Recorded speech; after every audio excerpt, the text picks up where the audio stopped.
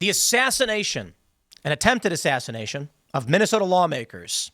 The man behind this, Vance Boelter, has been arrested. And they say that in his vehicle, he had a cache of weapons and a hit list, as well as several flyers that just say, "No Kings."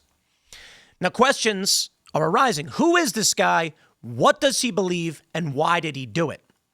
It does seem the story points toward a Christian man who is anti-abortion, targeting Democrats. But conservatives aren't buying it. Some are saying it's a false flag. This guy's a plant. Or he's a leftist. He was appointed to a state position by the governor, a Democrat, Tim Walz. So this guy, no way he's a conservative appointed. Maybe he's like a Christian, but still very much a Democrat. And the argument is the reason these two lawmakers were targeted for assassination is that they crossed the aisle and voted with Republicans to strip health care from illegal immigrants. Don't know for sure. We've got statements from police about the No Kings flyers, speculation being that maybe he was going to target these events, but the flyers in his car don't actually have dates or anything other than just saying No Kings. The implication, of course, being these weren't flyers for an event. They were signs making a statement implying he was actually of the left. All I can really say is a crazy guy did something crazy and we don't know. But on the left and the right, everybody is rushing to disown this guy. Nobody wants to be associated with him. And I think that's important. Nobody wants to be responsible for the initiation of violence. But let's read the story and break down currently what we do know. Fox News reports, Minnesota lawmaker shooting suspect had cache of weapons, hit list in vehicle, court documents show. They say, Boelter, 57, allegedly posed an officer, drove a Ford SUV registered in his name, equipped with police lights to carry out the shootings of former Minnesota House Speaker Melissa Hortman and her husband Mark early Saturday morning at their Brooklyn Park home in Minneapolis after allegedly shooting State Senator John Hoffman, also a Democrat, and his wife Yvette in the nearby Chaplin home in a related attack. Boelter left the fake police vehicle at the crime scene in Brooklyn Park after exchanging gunfire with police and escaping. A criminal complaint issued by the Hennepin County District Court said. Inside the vehicle, police recovered a disturbing cache of weapons, including at least 3 AK-47 assault rifles. Fox, what is that? I'm going to tell you, we don't know, thanks to Democrat and liberal ideology, whether or not he actually had selective fire assault rifles. The assumption being it's Fox News, they must have really been assault rifles. Now, I bet these were just AK-47 semi-automatic. Anyway, I digress. He had a 9mm handgun, along with a manifesto that listed the names and addresses of other public officials, of which they're not releasing, saying, we don't know enough. The argument from the right is, if that in any way implicated conservatives, they would drop it in 2 seconds. They'd publish it and say, look, that proves it. Like they've done with many other racially motivated manifestos. But when it came to the shooter, the trans shooter targeted at school and children, they withheld all of that. And then later, when the manifesto got released through journalism, we ended up realizing this person was a far-left psycho targeting Christians with hate. That's right. What I mean by hate is that this person wanted to kill Christians for being Christian. That's the leftist definition, right? They covered that up. They say about 70 names were found in the manifesto, according to two law enforcement officials who spoke to the AP on condition of anonymity. Officials said the list also included the names of abortion rights advocates and information about healthcare facilities. Former Congressman Dean Phillips claimed in a post on X that his name was on the list found. As someone whose name was on the list, I extend heartfelt gratitude to Minnesota's law enforcement professionals. Now we must take steps to prevent political violence before it's too late. Boelter was captured Sunday night following a 2-day manhunt that officials called the largest in the state's history. The Hennepin County District Court issued a criminal complaint charging Boelter with 4 felony counts of second-degree murder with intent, not premeditated. How? How do you have a hit list? That means you literally premeditated the murder, and they're not charging him with that. They say all charges are felonies, and each carries a maximum sentence of 40 years in prison with a mandatory minimum of 3 years due to the use of a firearm. Now, we have this video I'll play for you guys now about the No Kings flyers. Reasons to believe that these Let's try and turn the volume up on that one. Also targeted by the person in the manifesto in the car? We don't have any direct links. However, there were some flyers that said no kings within the suspect vehicle. Now I'm going to pause here. For those that are not looking, just listening, there are a bunch of white sheets of paper. I don't know that all of them say no kings. It looks like some might say something else. Or maybe that says no, I don't know. But you can see here, no kings appears to be handwritten with black marker on paper. That's not a flyer for an event. That's a protest sign. That's a sign of ideology. Maybe this man stole them. I doubt it. But I make the argument. If you have a white piece of paper that says no kings, you're intending just to express that message, meaning you likely support that message. And as we know, the planned events throughout the state of Minnesota today is a no kings event. And so the reference materials that were inside of the vehicle that we saw, we have no understanding that any of the no kings events would be targeted, but we also find it of interest to the public that these would be in there, and we want to alert everybody. But not the manifesto, not a potential reason. I mean, I think the manifesto would be important to release because you want to know who he's targeting and why.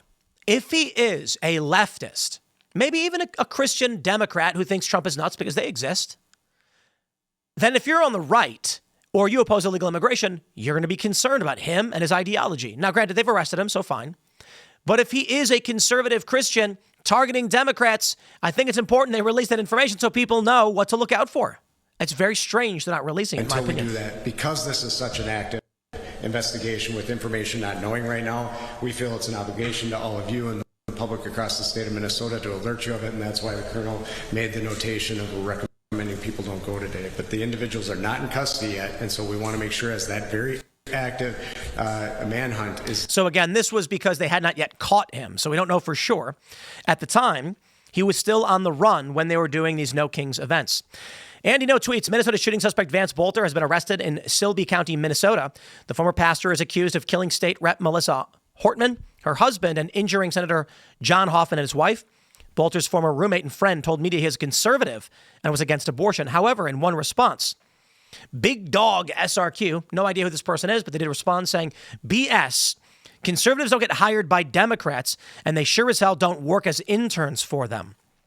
And we can see this document that's been going around. Tim Walz, governor, notice of appointment, Vance Boelter.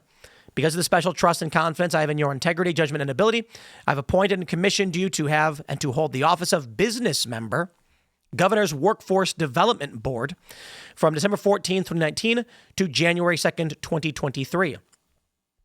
Then we have here this document saying that he was a former, what is this? Jennifer Boelter, was this presumably his wife or daughter? I don't know what this is.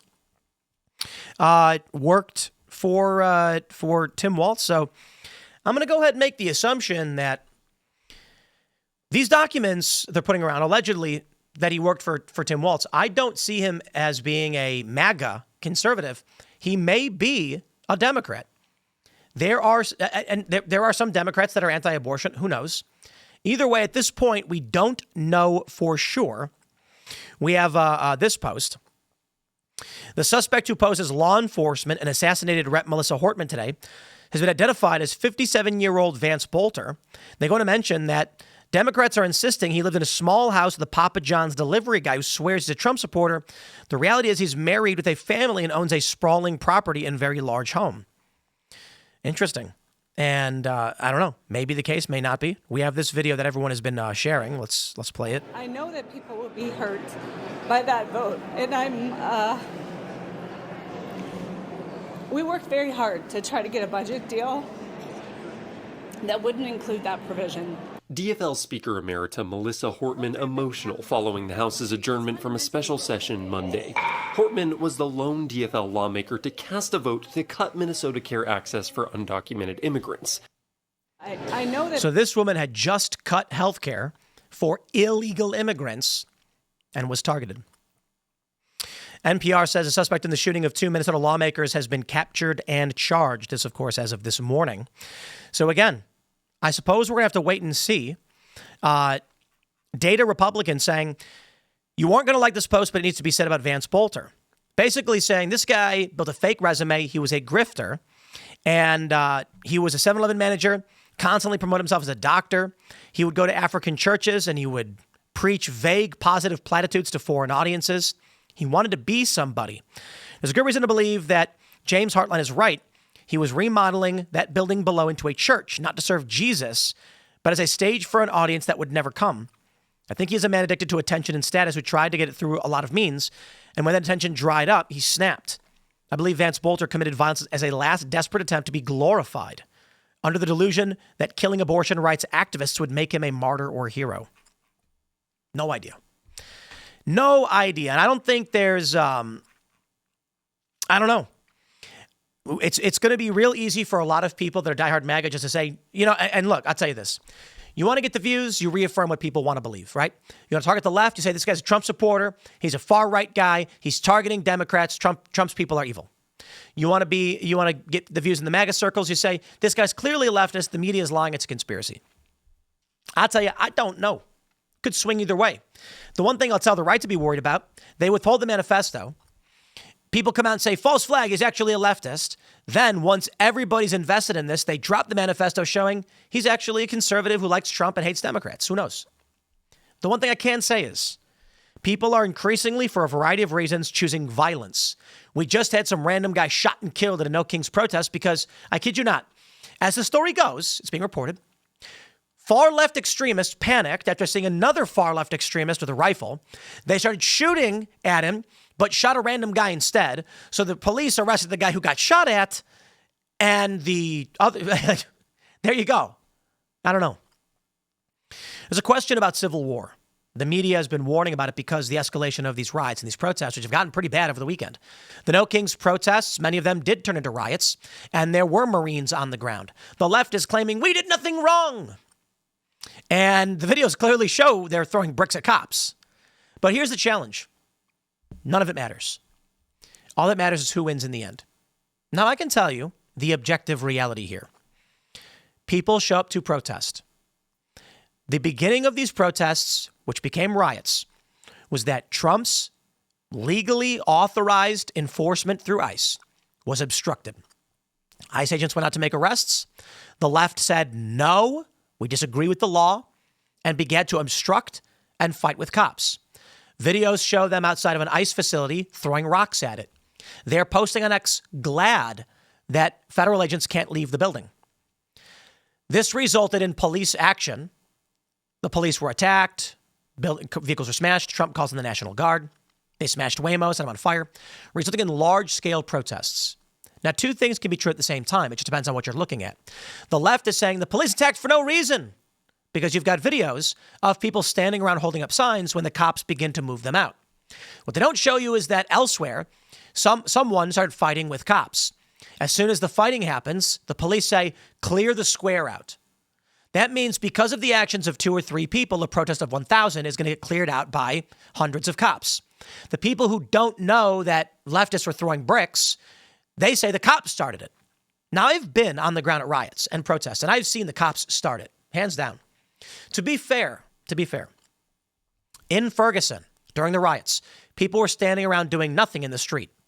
A cop pulled a flashbang and chucked it into the crowd, seemingly for no reason. One could argue it's because people were refusing to clear the streets. There was no riot, people were just standing around. Music was playing and people were dancing. But the street was occupied. Cop chucks a flashbang, boom, it goes off. People are running screaming. The moment people are running screaming, looters come in and start smashing up windows. Then the police move in. Chaos is what you get. All that's going to matter in the end is whoever can muster up the confidence of their use of force.